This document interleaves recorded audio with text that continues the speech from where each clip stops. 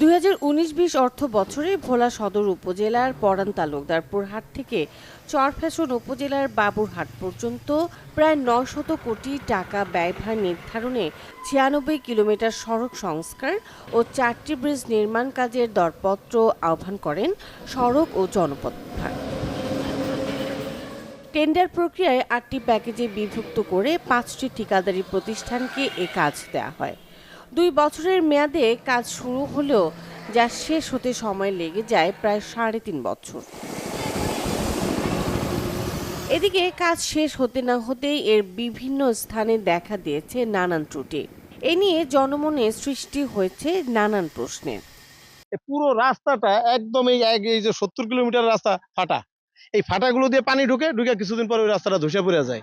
তাহলে সরকারের এই যে শত শত কোটি টাকা খরচ করে যে রাস্তাটা তৈরি করলো, এটা জনগণের কি উপকার হলো? এই রাস্তাটা যখন থেকে করছে তখন থেকে রাস্তাটা ফাইটে যায়, বিভিন্ন জায়গাতে নষ্ট হয়ে যায়, বিভিন্ন জায়গায় নাইমা যাইতেছে, এই পরিণতি হইতেছে রাস্তাটা সঠিকভাবে এই রাস্তাটা তদারকি হয় নাই। এরকম করে তার রাস্তা হয় না। একটা রাস্তা যদি ফিনিশিং ভালো থাকতো সেই ক্ষেত্রে আমরা যাত্রীরা ভালোভাবে চলতে পারতাম। যানবাহন চলাচলে রাস্তার কিছুটা ক্ষতি হবেই, সেগুলো পুনরায় সংস্কার করা রুটিন ওয়ার্ক বলে জানান সড়ক ও জনপথ বিভাগের এই কর্মকর্তা। এটা একটা রেগুলার প্রসেস, মানে আপনি 96 কিলোমিটার একটা রাস্তা করলে সেখানে ধরেন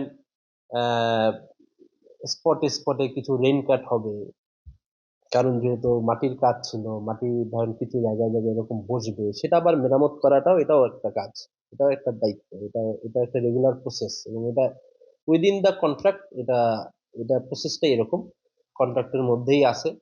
ডিফেক্ট লায়াবিলিটি পিরিয়ড আছে, ওই সময়ের মধ্যে রিপেয়ার করতে হবে এবং জায়গায় যদি কোনো সমস্যা থাকে সেটা ঠিকাদারকে জানানো হয়, সাথে সাথে সেটা আমরা মেরামতও করে ফেলি।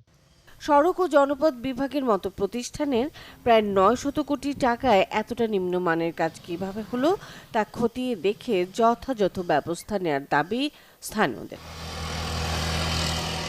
Desk report, channel 24।